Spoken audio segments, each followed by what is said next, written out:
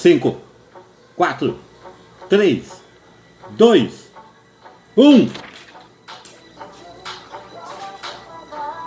Começa agora a aula mais divertida do mundo.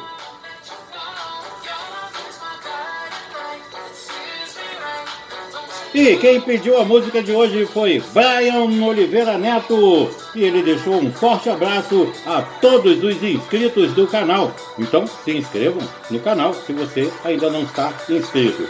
Faça como o Brian, peça a sua música, deixe o seu like. Tá aí, Brian, a música que você pediu.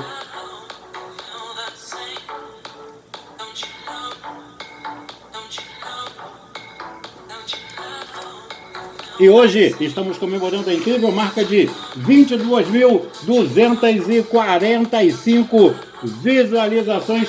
Então já sabe, né? Bota exclusivo, meu filho! Dá trabalho pra fazer!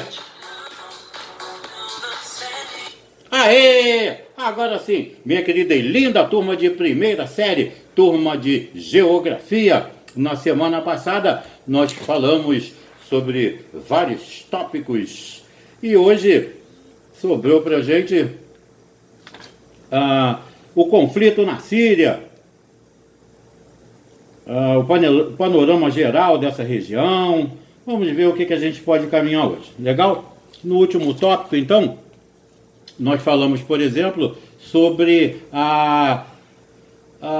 os países, né? Como a Síria, lá, aqueles conflitos entre rebeldes e o governo que perduram até o dia de hoje.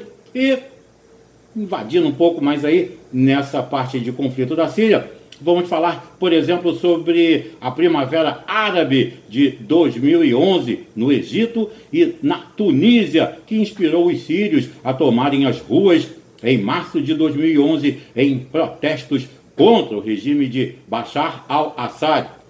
Os sírios, eles expuseram seu descontentamento com o processo político estagnado e pediram aí uma reforma democrática. Esses protestos não foram bem aceitos pelo governo, que respondeu com medidas extremas. Então, os manifestantes foram sequestrados, torturados e até mesmo mortos. As tropas do governo começaram a abrir fogo, literalmente, contra os civis que disparavam de volta. Nisso, forças rebeldes formadas por civis surgiram e começaram a se armar para combater a violência do governo, o que levou a embates que destruíram a cidade inteira. A tensão crescente entre esses dois grupos criou o atual estado de guerra civil e, até o final de agosto de 2014, em cerca de 2 anos e meio de conflito, olha só, 110 mil pessoas morreram. 2 milhões buscaram refúgio fora da Síria e 4 milhões ficaram deslocados. Bom, diferente do caso da agressão militar à Líbia, quando a Rússia e a China se abstiveram e não utilizaram o seu direito de veto no Conselho de Segurança da ONU e assim não tensionaram o equilíbrio de poder, no caso da Síria, os dois países tiveram uma outra posição. Os Estados Unidos e demais potências ocidentais, como França e Inglaterra, aliados a outros países da região, se empenharam e deram os preparativos feitos aí para o conflito, para derrubar o governo do presidente Bashar al-Assad. E o Afeganistão? Bom, esse país passou por uma grande guerra civil em decorrência de disputas étnicas e políticas. Lá no final da década de 1970, o Afeganistão se dividia entre islâmicos e os que se diziam comunistas. Com o crescente aumento de tensões entre esses dois lados, foi a partir de 1979 que o país foi ocupado pelos soviéticos, permanecendo em guerra durante toda a década de 1980.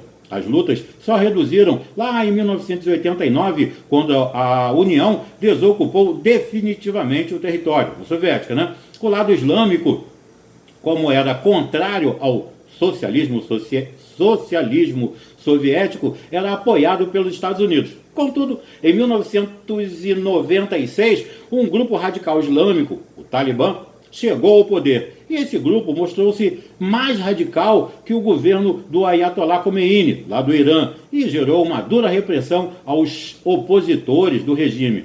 E em 11 de setembro de 2001, o Bin Laden organizou um dos maiores atentados terroristas da história desse mundo, em um território norte-americano. Os Estados Unidos exigem a entrega do saudita para não atacarem o Afeganistão. O Mullah Mohammad Omar, líder do Talib e sogro de Bin Laden, não o expulsou. E em outubro,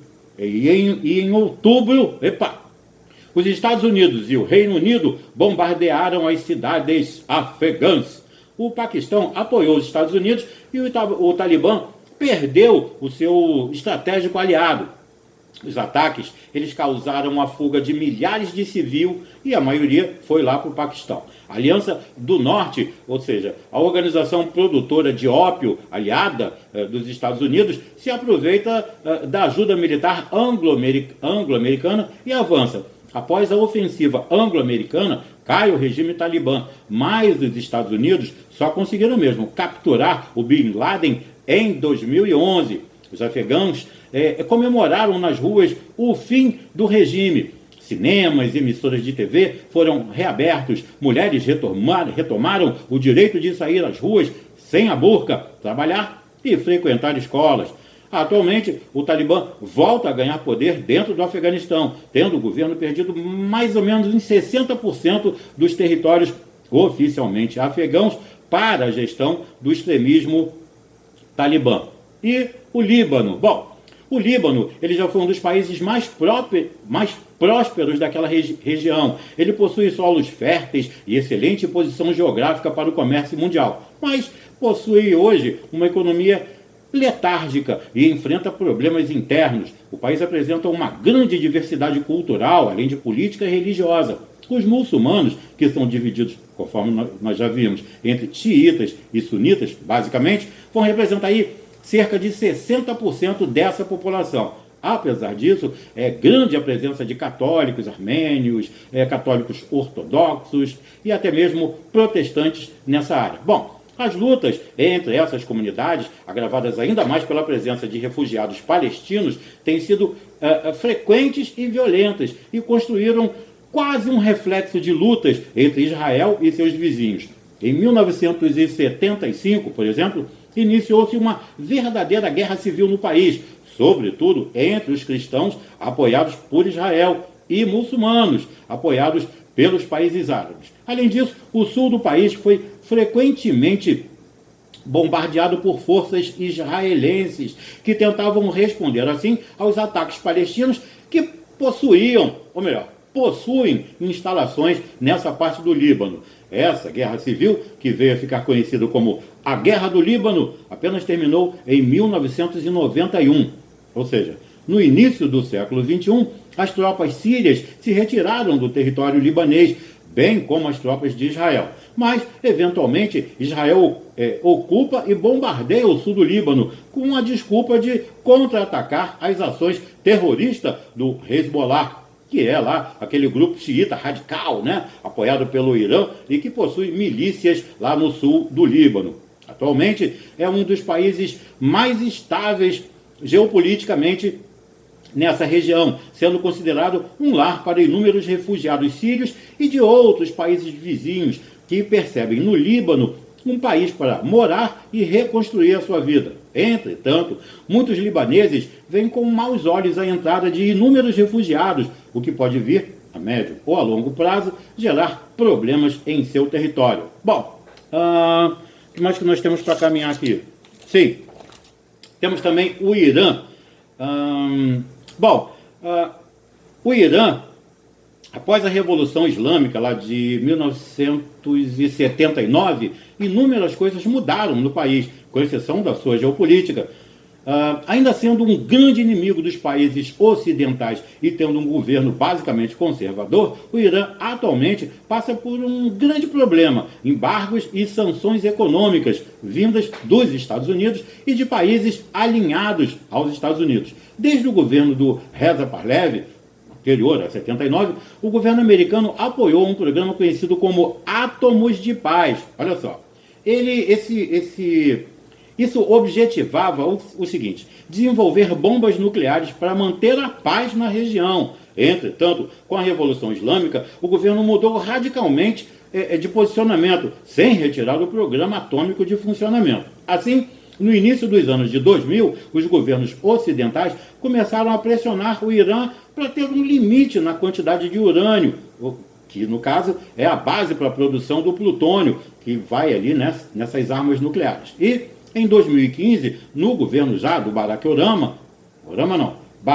Obama, Irã e Estados Unidos, claro, com o auxílio de países ocidentais como Inglaterra e França, sentaram juntos e fizeram um acordo para que a Agência Internacional de Energia Atômica, a chamada AIEA, fiscalizasse essas instalações nucleares, bem como tivessem uma limitação no enriquecimento do urânio. E foi em 2018 que o acordo caiu por terra com a eleição do Donald Trump, que na época era contrário ao acordo. Bom, analistas internacionais avaliam que a derrotada do acordo poderia provocar a reaceleração no programa atômico iraniano, vindo a provocar maiores instabilidades na região. Bom, na próxima aula eu continuo então da Turquia, né? Está localizada ali entre a Europa e a Ásia, e por isso é chamada de um país da Eurásia. Legal? Então, não se esquecendo que nós não estamos em férias, e sim em quarentena, eu peço que tenham muito amor, muito carinho, muita paciência com todos que estão ao seu redor. Fiquem bem e até a próxima.